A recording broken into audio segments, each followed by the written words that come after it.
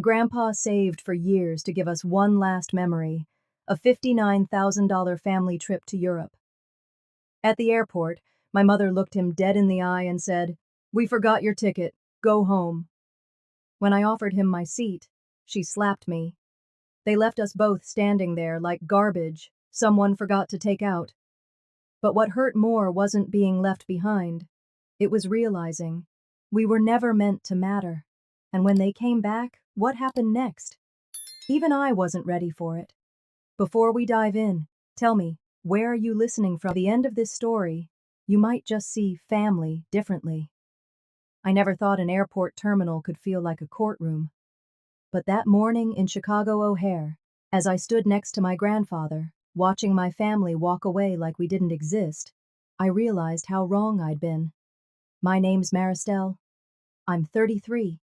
Youngest daughter, youngest everything. Growing up, I was always the extra, the one who wasn't planned but just happened. Somehow, even after 3 decades, that label stuck. No matter what I achieved, no matter how hard I tried, Grandpa's birthday trip wasn't supposed to feel like this. He'd spent $59,000 booking the entire family, first-class flights, 5-star hotels, guided tours through Europe. He called it his last big gift before he got too old to travel. And yet, here we were, bags packed, passports ready, standing still, as if none of it mattered. I remember gripping my boarding pass that morning, heart pounding with mixed emotions. Hope, nerves, and under it all, fear. Fear of history repeating itself. Our family always knew how to turn joy into something colder. We'd all met at Terminal 5. My mother, Leora, looking every bit the polished matriarch in her navy blazer, held the group together with clipped words and tight smiles. Beside her, my sisters, Bryn and Callista, wore coordinated travel outfits, sleek, casual, expensive. I stood a few feet behind them, unnoticed as usual. Then Grandpa arrived. "Happy birthday, old man," Bryn said too loudly, snapping a selfie with him before he could reply. Callista handed him a latte. "Don't spill it, Grandpa." He smiled softly, like he always did, not realizing they were just collecting moments for their feeds, not memories. When we reached the gate, everything changed. Mom checked the passports one final time, her brows furrowed. Then she looked straight at Grandpa and said it. "We forgot your ticket." Silence. "What?" Grandpa asked gently, tilting his head. "That can't be right." "I said," Mom repeated, her tone colder than the jet stream outside, "we forgot your ticket. Just go home." I thought I'd misheard. But no, she meant it. Callista crossed her arms. Bryn pulled out her phone, pretending to scroll. No one spoke. No one defended him. Except me. "I'll give him my seat," I said without thinking, stepping forward. "I'll stay behind. He paid for this trip. He should go." And then, it happened. Mom slapped me. Right there, in front of strangers. The sound cracked like a whip. A woman gasped somewhere behind me. Grandpa flinched, not from the slap, but from shame. "You always make everything harder," she hissed. "Stop trying to be the hero." I tasted blood in my mouth, not from the slap, but from the humiliation. Next thing I knew, their backs were turned. Their voices blended with the airport hum, their laughter distant as they passed through security, leaving us. Me, Grandpa, alone. They left us. I stood frozen as the minutes ticked by. My fingers curled tight around my useless boarding pass until it crumpled. Around me, travelers bustled past like we were invisible. I looked at Grandpa. His shoulders were stooped. His hand trembled slightly as he adjusted his cap. But he said nothing. "They just left us," I whispered, hearing the words but not believing them. "I guess they did," he said softly. I wanted to scream. I wanted to cry. But more than anything, I wanted to understand. How? Why? They'd used his money, his gift, his dream, and discarded him like he was luggage they didn't want to carry. I replayed it, again and again, inside my skull. The slap, the silence, the abandonment. And yet, I shouldn't have been surprised, because this wasn't the first time. Memories crashed down like waves. Birthday parties I wasn't invited to. Christmas mornings where my gifts never appeared. College tuition promises broken while my sisters got new cars. I remembered sitting at my sister Bryn's graduation after paying off half her loans myself, watching her hug Mom while I stood outside the frame of every photo, invisible, unwanted, and stupidly, still hopeful. But today, this was different. This time, they didn't just erase me. They erased him. Grandpa, and for the first time in my life, I saw it. I saw the pattern. It wasn't me. It was them. I felt something inside me shift. I took a breath. I looked at Grandpa. "We'll get you home," I said, voice steady though my hands shook. He nodded.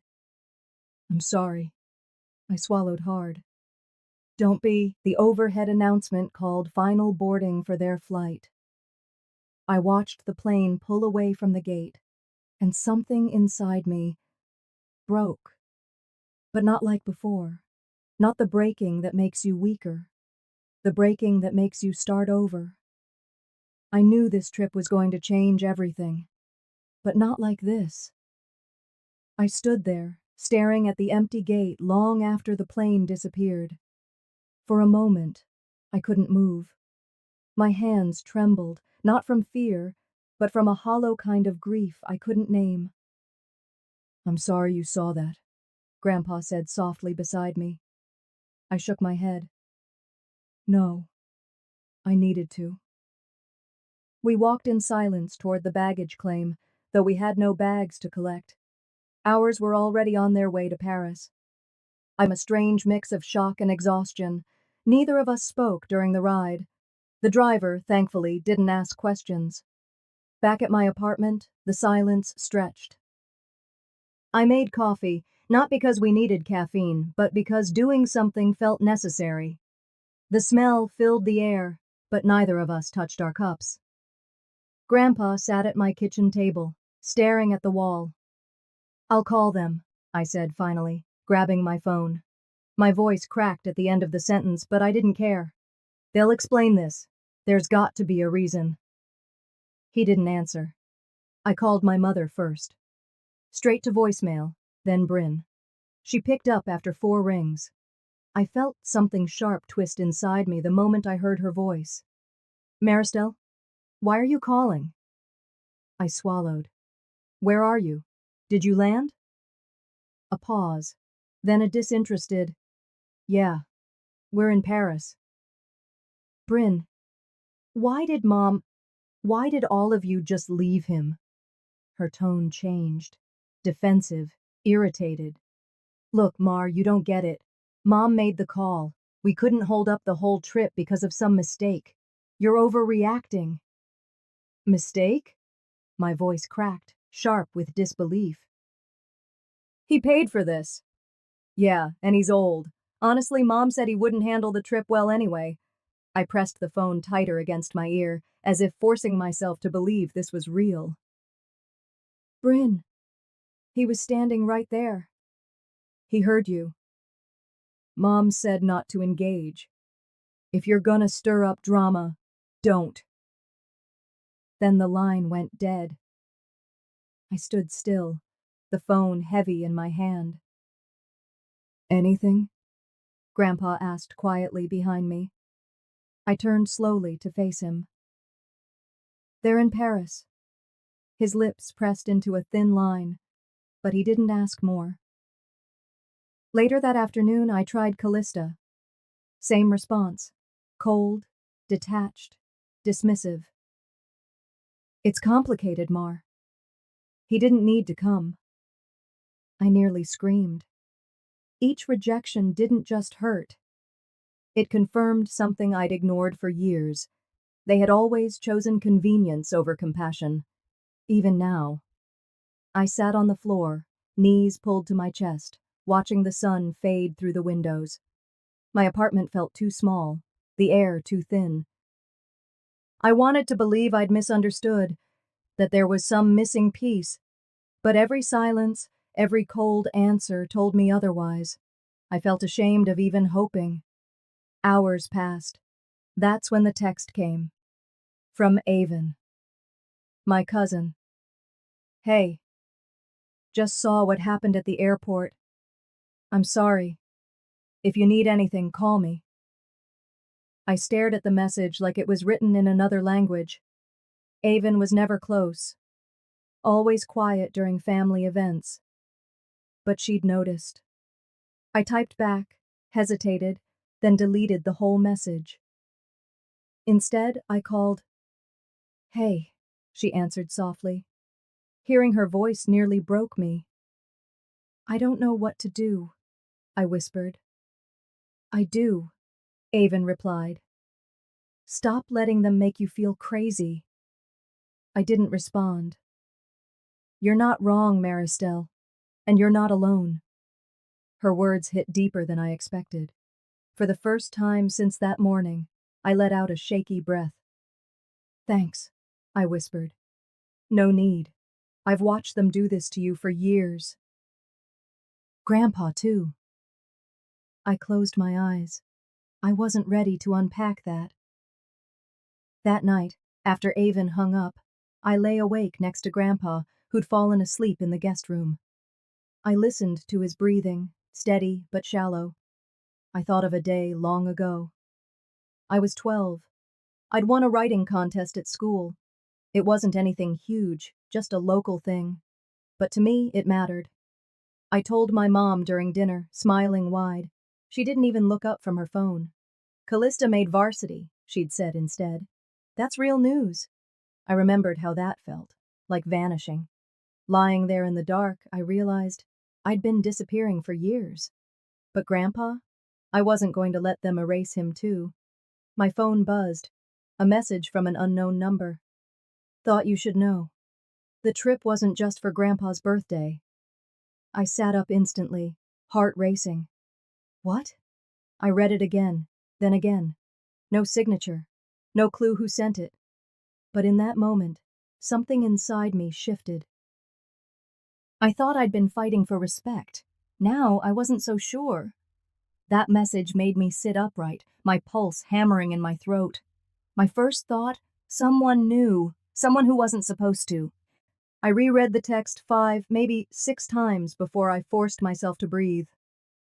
I slipped out of bed without waking Grandpa and moved to the kitchen.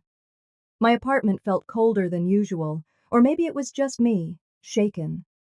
I stood there, phone clutched in my hand, listening to the hum of the fridge like it might steady me. Who would text something like that? And why now? I poured a glass of water I never drank. I spent most of that morning digging through every email thread and message exchange about the trip. Avon had texted me twice more, just checking in. I didn't reply.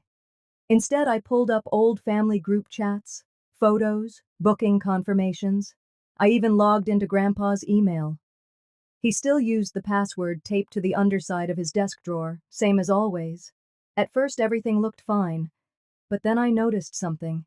The flight booking confirmation my mother had sent Grandpa. It was from her personal email, not a third-party booking site. The payment confirmation? Missing. I frowned. I checked the hotel reservations. Same story. Sent from Mom's personal email, with no financial trail from Grandpa's accounts. And the documents listing traveler names. The ones Grandpa showed me? They were partial screenshots, cropped, carefully. By the time the sun hit the high-rise windows, my heart felt like stone. Grandpa never actually booked the trip. Mom did. In his name. I closed my laptop slowly, hands cold, mind spinning. That's when it hit me. This trip wasn't about celebrating Grandpa at all. They needed him out of the way. My stomach churned. I texted Avon. Just 2 words. Call me. When she answered, her voice was cautious. What's wrong? I need to know something. Honest. Silence. Do you know if Mom has any plans regarding Grandpa's estate? A beat, then a shaky inhale. I heard rumors. Something about changing power of attorney. But I didn't think. She never asked him. No. I sat back, the kitchen chair pressing cold against my spine. Thank you, I whispered. After we hung up, I paced the apartment like a trapped animal. Grandpa slept in the next room, unaware that while he trusted his family, they'd stolen more than a trip from him. They were setting him aside. I felt rage, but deeper than that, betrayal. I opened a blank text message to my mother, typed, deleted, typed again. Then I stopped pretending. I wrote, "If you don't explain the missing financial documents by tonight, I'll assume you've stolen from Grandpa. I will act accordingly." I sent it. My hands didn't shake this time. Minutes later, her reply came. "You're being dramatic. I won't tolerate threats." That was all. I read it twice. 3 times. Each word slammed into me like a door locking shut. I set the phone down. And that was the moment something inside me shifted. Not anger, not sadness. Resolve. They weren't going to gaslight me out of this. I thought of Avon's words. Stop letting them make you feel crazy. I wasn't crazy. I opened my laptop again, this time pulling up Grandpa's property files. He'd once told me everything was simple. His house, a modest inheritance from his own father, his retirement fund. I remembered helping him scan documents years ago. That's when I saw it. A secondary account. A travel fund. Not his retirement. Not his house. A separate account, labeled simply as Europe Fund. $60,000. Closed 3 months ago. I stared at the screen until the numbers blurred. They used his own money to stage a trip he never agreed to. A trip they blocked him from joining. My jaw clenched so tight it hurt. I printed the account statement, stapled it, slid it into a folder. When Grandpa woke later, I didn't say anything. Not yet. Instead, I made tea. Simple acts felt like armor. As night fell, I sat in the dark with that folder in my lap, staring out over Chicago's skyline. I remembered something my old college mentor once said to me. Silence is not peace. It's a strategy. Use it when it suits you. I wasn't going to beg for truth anymore. I was going to demand it. Tomorrow, they were meeting extended family at a villa in Provence. Some family event they'd claimed Grandpa was too frail to attend. I'd just booked 2 tickets. For him. And for me. I looked down at the folder one last time. This wasn't about respect anymore. It was about justice. The banquet room felt colder than it should have. The tall windows let in streams of early evening light, casting long shadows across the tables set with linen and silver. My heels echoed as I walked in, heart hammering. Every eye in the room shifted toward me, some surprised, some already irritated. No one said a word. I spotted my mother first. She stood near the front, drink in hand, chatting easily with my brother and sister like nothing had happened, like she hadn't slapped me at the airport, like she hadn't left Grandpa standing beside me, bewildered and humiliated. I clenched my fists. Without thinking, I crossed the room straight toward them. "Mom?" I said, loud enough to cut through the low hum of conversation. She turned slowly. "What are you doing here?" I swallowed, forcing my voice steady. "We need to talk. Now." Her smile hardened, but she set her glass down. "Whatever you have to say can wait." "No, it can't." My sister's laugh broke the silence. "What is this? Some kind of scene? You always loved attention." I ignored her. "At the airport, Grandpa and I were left behind. On purpose." People nearby fell silent. My brother's smirk dropped. I pressed on. "You told him you forgot his ticket, Mom." That wasn't a mistake. Her expression didn't flicker. "I'm not doing this here." I stepped closer. Then where? After you've locked me out of another family event? My brother's voice was sharp now. This isn't the time or place. It never is, I snapped. That's how you've kept me quiet all these years. Mom crossed her arms. If you're suggesting what I think you are, be very careful. I felt it then. The shift. The tension tightening like a wire between us. But I wasn't stepping back. You lied to him. You lied to everyone, and I'm done pretending. Across the room, someone stood. It was my cousin Nate. He'd always stayed neutral, always kept his distance. But now, he walked toward me. Natalie's right, Nate said quietly, facing the room. I saw the emails. She wasn't copied. Grandpa wasn't copied. Those flights weren't an accident. The silence after his words was deafening. Mom's jaw tightened. You have no idea what you're talking about. But her voice cracked, just slightly. Nate looked directly at her. Then why delete the original reservation confirmations? Why rebook everyone else separately? My sister hissed, You went through my email? I went through the family account. Remember? I saw my mother's mask falter for the first time. Then came the retaliation. You think you're above this? Mom said, voice cold.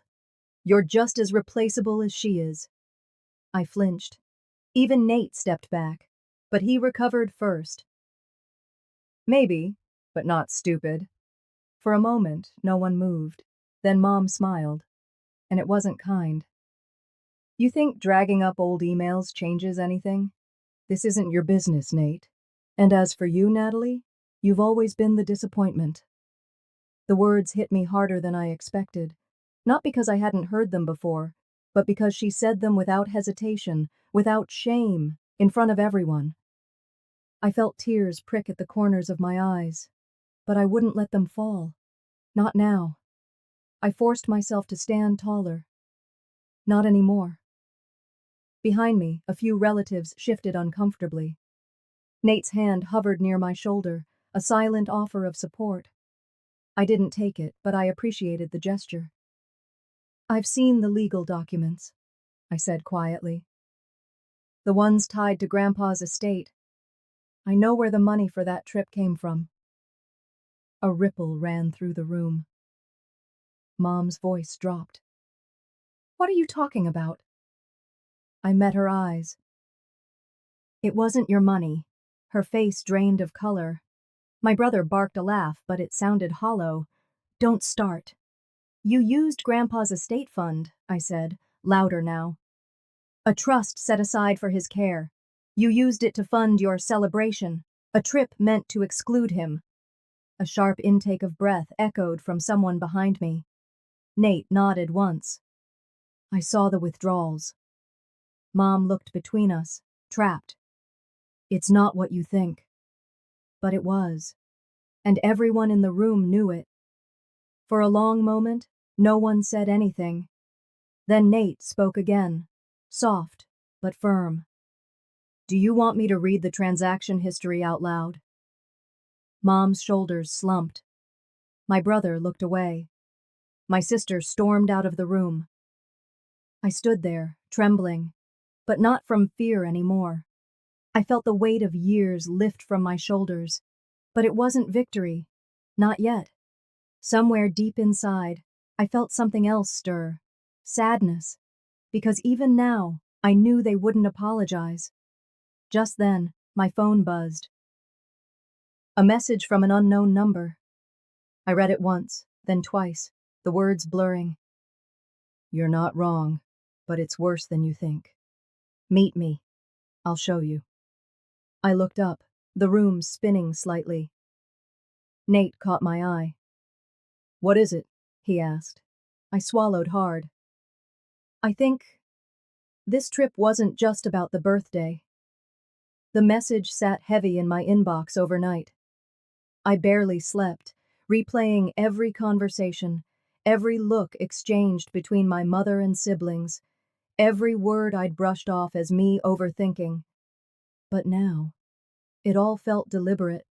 Morning sunlight barely touched the curtains when I dragged myself out of bed and sat at the kitchen table, laptop open, coffee cold.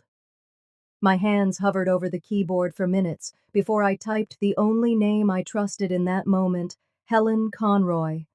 Helen wasn't just a lawyer. She was someone who'd seen me pick myself up from one disaster after another. She'd known Grandpa, too.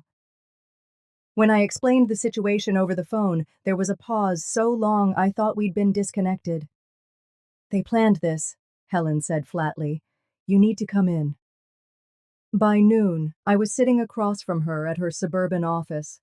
I wasn't dressed like someone preparing for a legal battle. I was just a granddaughter who'd been left behind. Helen pulled out papers I barely understood, legal language that sliced like glass. "This isn't just a trip, Madeline. The estate? His accounts. There's more buried in here than they've let on." She explained how Grandpa's accounts had unusual withdrawals, large sums that coincided with the months my mom and siblings planned that special birthday trip, the very trip they'd use to humiliate him and me. "Do you want to move forward?" Helen asked gently, though her eyes said she already knew my answer. I nodded, and she slid the paperwork toward me. "I'll file for a formal inquiry into the estate's transactions. They'll know we're serious." As I signed, the knot in my stomach tightened. This wasn't just paperwork. This was war. By late afternoon, the first counterattack landed. A voicemail from my sister, Sable. "I heard you're trying to sue Mom. Real classy, Maddie, after everything she's done for you." Her tone was sweet, poisonously so. She didn't scream. She didn't beg. She just twisted the knife where it hurt. "And by the way, people are talking. You might want to check what's being said about you." When I checked my messages, my heart dropped. Screenshots, rumors, half-truths my family was now feeding to mutual friends, distant relatives, even colleagues. Stories about me being ungrateful, unstable, using Grandpa for money. One photo even showed me helping Grandpa out of a cab last year. The caption, "She's isolating him from family." I sat frozen in my living room, phone heavy in my palm. My breathing turned shallow. They weren't just trying to discredit me, they were trying to erase me. But then the doorbell rang. I almost ignored it, until I heard the voice. "Madeline, it's Roman." Roman wasn't family, not by blood. He'd been Grandpa's old friend, someone I hadn't seen since the last Christmas they let me attend. He stood on my porch holding a battered folder, eyes kind but tired. "Your grandfather told me to give you this if something ever felt wrong."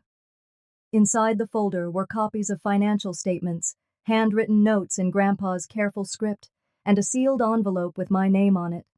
Roman didn't stay long, just long enough to pat my shoulder and say, "Don't let them bury you, kid." After he left, I sat on the couch with the folder clutched to my chest like a life preserver. The envelope contained a letter, simple, direct, heartbreakingly him. "Maddie, if they've locked you out, it's because you're the only one who ever asked the right questions. Trust your instincts. And trust Helen." He'd known. He'd seen this coming. I called Helen immediately. By evening, we filed a formal motion to secure Grandpa's accounts and review the recent transactions. It wasn't victory. It was barely even the start of a fight. But for the first time, I wasn't reacting to them. I was setting the terms. The silence didn't last long. Next morning, a formal cease and desist letter arrived from my mother's attorney, accusing me of harassment, threatening to sue me for slander and emotional damages. The weight of it all pressed down like concrete. I sat at Helen's office again, clutching the letter, tears burning behind my eyes, not from sadness, but from sheer frustration. "They're trying to scare you," Helen said calmly. "Well, it's working." "No," she said firmly. "It's supposed to work. That's not the same thing." At that moment, something shifted in me. I wasn't crying over them anymore. I was angry. I was done defending myself. We initiated the first round of legal action that afternoon, a formal challenge regarding estate mismanagement. But that night, as I sat on my couch surrounded by the weight of it all, the real blow came. A message from someone I'd never expected. My cousin Vera. Just a single line. "There's something you need to see. It's about Grandpa's will." And suddenly, everything I thought I was fighting for felt like only the surface. The message from Vera sat on my screen like a loaded gun. Whatever she'd found about Grandpa's will, I knew it wouldn't be simple. I barely finished my coffee before dressing and heading into work, hoping routine would keep me steady. It didn't. I'd barely stepped into the office when I felt it, the shift. People avoided eye contact. Conversations stopped when I entered the break room. My manager, who used to greet me every morning, offered nothing but a stiff nod. At first, I told myself I was imagining it. That was until I overheard Jason from accounting whisper to another coworker, "I mean, if she's stealing from her own family, what would she do to the company?" My stomach dropped. By noon, the rumors had surfaced full force. My family wasn't content attacking me in private anymore. Now they were using my workplace as their stage. Claims that I'd manipulated Grandpa for money, that I was mentally unstable, even that I was being investigated for fraud. The worst part? No one asked me for my side. I sat frozen at my desk, emails blurring, until I felt a tap on my shoulder. "Hey." It was Leora. And she wasn't a close friend, just someone I'd trained when she started last year. But her voice was steady, her expression kind. "I heard what's going around, and I don't buy it." That broke me more than the whispers. "Why?" I managed, my throat tight. "Because you're the only one here who ever checked if I was okay during training." That mattered. She didn't press for details. She didn't ask me to explain myself. She just reminded me that my worth wasn't tied to their lies. That afternoon, after my shift ended early, unspoken suggestion from management, I drove aimlessly before pulling into the parking lot of Helen's office. We sat in silence as I told her about the rumors hitting my workplace. "They're trying to isolate you," she said, "make you too tired to fight." I looked down at my trembling hands. "It's working." "No, it isn't." Helen's tone sharpened. "You're sitting here. That's not nothing." We went over the latest documents from Vera. My heart raced as Helen laid them out, quietly, methodically. "It's a secondary will clause," Helen explained. "Your grandfather updated his will 2 years ago, added a codicil. He shifted a significant portion of his savings into a trust. In your name." I blinked. Why would he do that? Because he knew what was coming. That's when I understood the real reason my family had orchestrated the special birthday trip. They weren't just cutting Grandpa out of a vacation. They were isolating him, trying to get control before that trust became public knowledge. And somehow, Vera knew. "I need to confront them," I said. My voice didn't shake this time. Helen nodded. "But do it smart." 2 days later, I found myself at a family gathering I wasn't invited to, an engagement party, at a rented banquet room downtown. I showed up in the simplest dress I owned, my hair tied back. I wasn't there to perform. As I stepped through the doors, conversations stilled. Every eye turned toward me, confused, shocked, some outright hostile. Mom was the first to speak, her voice dripping with condescension. "Oh, you finally decided to show up." I stepped forward, slow and deliberate. "Didn't think I'd miss the celebration," I said calmly. Sable crossed her arms, sneering. "What are you even doing here?" "I have questions," I replied. "About Grandpa, about his money, about why there's a second will none of you thought I'd find." Gasps. Actual gasps. Mom's face turned white. then read. I don't know what lies Vera's been feeding you, but save it. The room crackled with tension. I wasn't yelling. I wasn't crying. I was done being quiet. For years I stood back. Let you talk over me.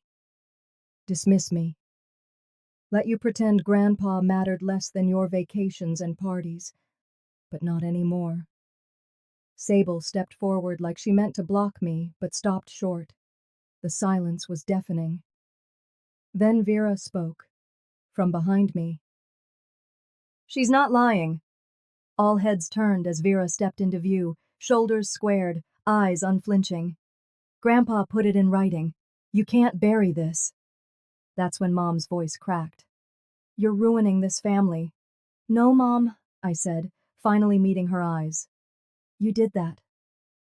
I pulled the recorded conversation from my phone, something Grandpa had left me weeks before that I'd never understood until now. His voice, frail but clear, filled the banquet room. They'll try to cut you out, Maddie. They've been planning it for months. Don't let them. The silence after was absolute, and in that silence I knew the power had shifted. But power doesn't change hands without cost. As I left the room, my phone buzzed again. A message, this time from my brother. You think you've won? You have no idea how deep this goes. I walked into the old family estate with the file pressed tight in my hands. My fingers shook, not from fear, but from something colder. Resolve. The kind that builds when every door you once trusted has slammed shut behind you. I didn't bother knocking. This wasn't a visit. This was war. The living room smelled the same as it always did. Polished wood, old drapes, that faint scent of lavender my grandmother used to love before they locked her memories in this house too. My mother was there first. She didn't look surprised to see me. She looked ready. You should have stayed quiet, Odalyn. Her voice was flat. She didn't ask why I was there. She didn't pretend. I placed the folder on the table between us. These are the original estate papers. You funded that European trip by liquidating Grandpa's remaining investments. Without his knowledge. She didn't even blink. My siblings filed in behind her. Their faces were tight, lips pursed. Silent jury. I could feel my heartbeat everywhere. I know about the clause in the will, proven competent. Which he is. And I have the evaluations. You think you're smart. My brother's voice was low.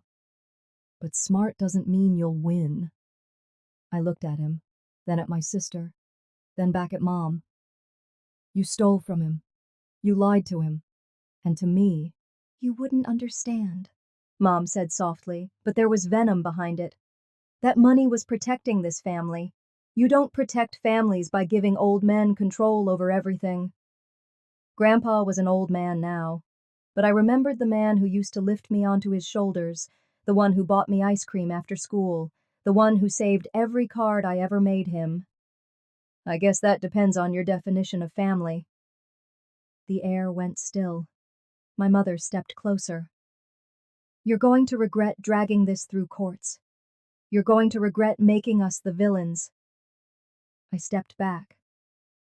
I'm not making you anything. You did that. And then the real betrayal landed. Heather, Mom called softly. I turned and saw Heather. My cousin. My best friend since childhood. The one person who always believed in me. Except now, she walked to stand beside my mother. I'm sorry, she said, eyes darting away from mine. But it's complicated, Odalyn. The floor dropped. I swallowed hard, but nothing eased the burn in my throat. They bought you. Heather flinched. They gave you your dad's house back, didn't they? That's why you're standing there. No answer. My mother's smile was thin. Go home, Odalyn, before you burn every bridge you have left. I left. But I didn't go home. Instead, I drove aimlessly for nearly an hour until the lights of downtown Chicago blurred past like smudged memories. The betrayal clawed at me, layer after layer. I pulled into a quiet parking lot and just sat. For how long, I'm not sure. Eventually, the silence cracked under its own weight, and I called the one person I hadn't yet. Marcus. He answered after one ring. I need help. Simple. Honest. Tell me where you are. He found me half an hour later, sitting in my car, staring at nothing. I handed him the folder. My voice felt foreign. They cornered me. He opened the folder, glanced over the documents, and then looked back at me. You know this isn't just about the money, right? I nodded slowly. It's about control. He was quiet for a moment. Then, they're bleeding you out emotionally. That's the strategy. Then it's time to change the game. He raised an eyebrow. How? Publicly. Marcus hesitated. Are you sure? I didn't answer right away. Because deep down, I wasn't. Not really. Exposing your own family isn't a decision you make easily. It's a wound you cut yourself. But I also knew silence had never protected me. By morning, we were sitting in a lawyer's office, this time a bigger firm. Marcus's contacts. I laid out everything, the documents, the financial trails, the property transfers, the video call where my mother accidentally confirmed Grandpa's money funded the trip. The attorney looked up after an hour of silence. This is strong. Strong enough to go public? Marcus asked. The attorney paused. Yes. But once you do that, there's no putting it back. I looked down at my hands. They weren't shaking anymore. Good. By that afternoon, the legal complaint was filed. By the next morning, the local news stations were calling. I didn't hide. When the cameras turned toward me, I told the truth. My grandfather trusted his family. They used him. And when I tried to speak up, they turned me into the problem. In one interview, one sentence, I became the voice of every person who'd ever been betrayed by the people they loved. And then the headlines exploded. Chicago woman battles own family over grandfather's fortune. Granddaughter speaks out. They left him behind like he didn't matter. The next few days were chaos. Reporters outside my apartment, family friends messaging late into the night, sympathy, outrage, and inevitably silence from my mother's side, until that message came, a single text from my mother, short and sharp. Enjoy your 15 minutes. But the next morning, Marcus found something. A counter move. He held out his phone to me. She's planning something. On his screen, a leaked email thread. From my mother, to a private investigator, titled, What Will Ruin Her? The war wasn't over. It was just beginning. I stood outside the courthouse, the autumn wind biting through my coat. Inside, everything I had fought for, everything Grandpa had trusted me with, hung in the balance. I forced myself to breathe as I stepped through the doors. The hearing room wasn't packed, but the weight of the stairs made it feel suffocating. My mother sat to one side, her expression carved from stone. My siblings sat behind her like a jury that had already passed judgment. They barely looked at me. I sat down beside my attorney, Ms. Randall, who nodded toward the front of the room. Are you ready? She whispered. No, I admitted quietly. But we're doing this. The judge's entrance cut off any further thoughts. Proceedings began, dry formalities, legal phrases I barely registered. And then it was time. Ms. Daw. Randall stood, poised and calm. Your Honor, today we present documented evidence that the trip in question, marketed to the family as Grandpa's birthday gift, was funded entirely by a trust set up in his name, a trust that legally named him as beneficiary. We also submit proof that after excluding both Mr. Hayes and my client, substantial funds were redirected into private accounts controlled by the defendant, Ms. Aurora Hayes. Gasps whispered around the room. My mother shifted in her chair, her lips tight. Then Mrs. Randall handed over the final document. Additionally, this notarized affidavit from Mr. Hayes, submitted weeks prior to his hospitalization, clearly states his intention for my client to oversee all family travel and financial arrangements involving his estate. I looked across the room at my mother. Her face was still, but her knuckles turned white against the table. The judge leaned forward. Ms. Hayes, do you or your counsel contest these claims? Her attorney rose, hesitant. Your Honor, my client asserts that Mr. Hayes was suffering from cognitive decline at the time these documents were prepared.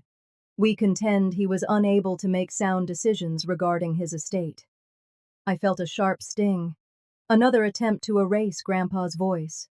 Ms. Randall didn't flinch. In that case, Your Honor, we request the introduction of today's witness.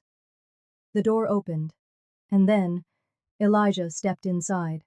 My cousin, my mother's nephew, the one who always kept quiet at family events. But now he looked straight at my mother as he walked to the stand. Elijah, do you swear to tell the truth? I do. What is your relation to the parties here today? I'm Aurora Hayes's nephew, and I was employed by her as an assistant during the months leading up to the Europe trip. And what did you witness during that time? Elijah swallowed hard. I overheard my aunt and her attorney planning to exclude Grandpa from the trip. She said keeping him behind would make it easier to justify reallocating trust funds. She also said if anyone questioned it, she'd claim he was mentally unfit. My mother stood up suddenly. He's lying! Her voice cracked through the courtroom. The judge slammed the gavel. Sit down, Ms. Hayes. I looked at Elijah, my heart pounding. He wasn't done. I didn't speak up sooner because she threatened me, said she'd cut ties with my mom, said our family would turn their backs on us if I talked. The judge looked furious. This court will consider this testimony. I sat frozen. I wasn't alone.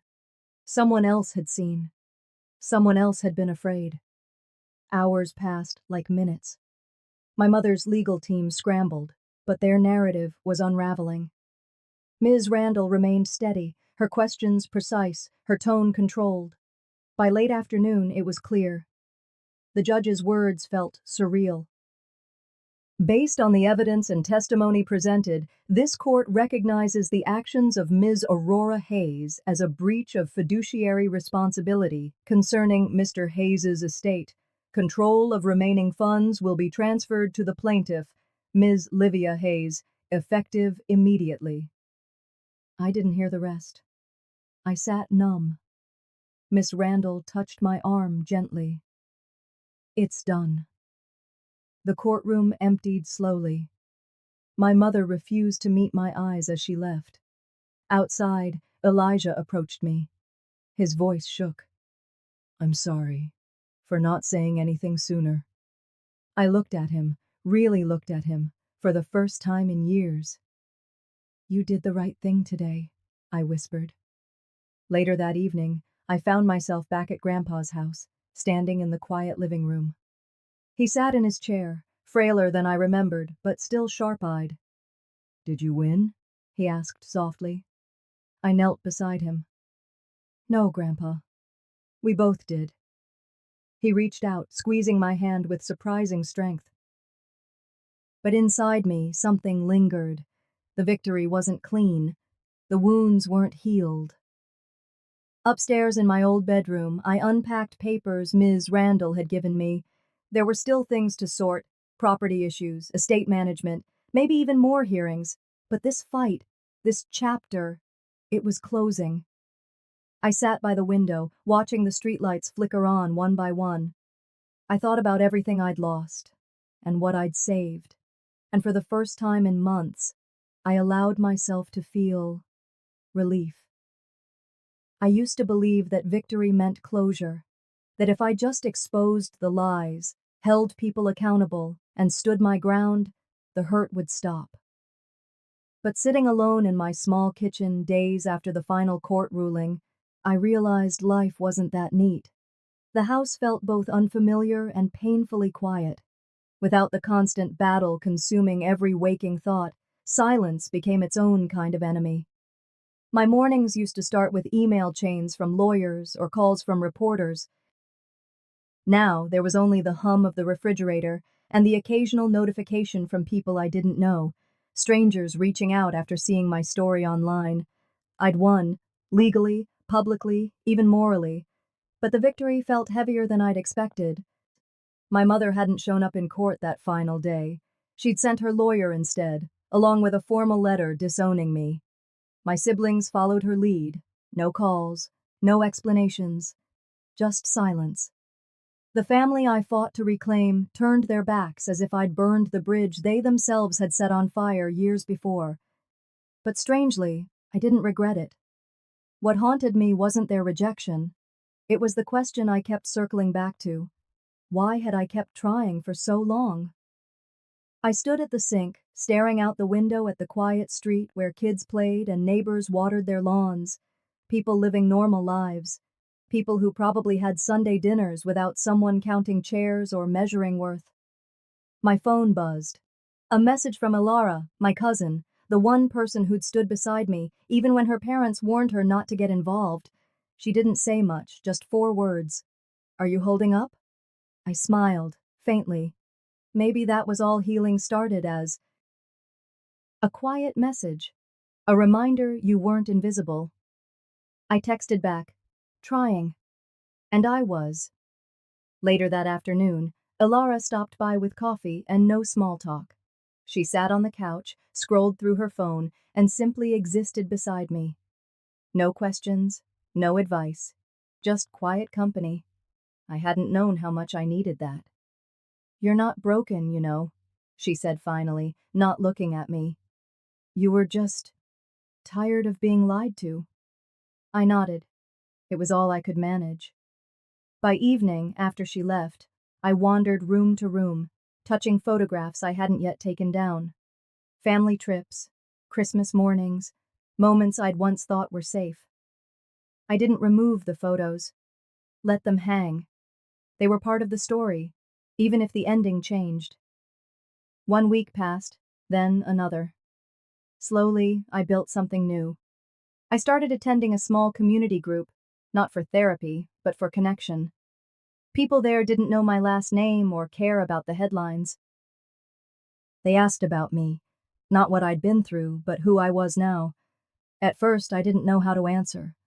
But little by little, I remembered.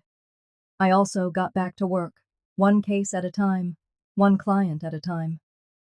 My colleagues had stopped whispering behind closed doors. Some even apologized for believing the worst when my family tried to ruin my name. Forgiveness wasn't instant, but I wasn't chasing approval anymore. I worked for me. One evening, sitting on my porch as the sun dipped below the rooftops, Ilara asked, "Do you think you'll ever forgive them?" I thought for a long time before answering. "I don't think forgiveness is the point anymore," I said softly. "It's about letting go without pretending nothing happened." She nodded like she understood. Maybe she did. Grandpa. He never fully recovered from the betrayal either, but in silence sometimes, just watching TV or sitting by the window. He never spoke about that day at the airport. I didn't push him to. Some wounds didn't need words. Yet despite everything, I felt something new. Not joy, not peace, not yet, but hope. Fragile, tentative hope. Maybe that was enough.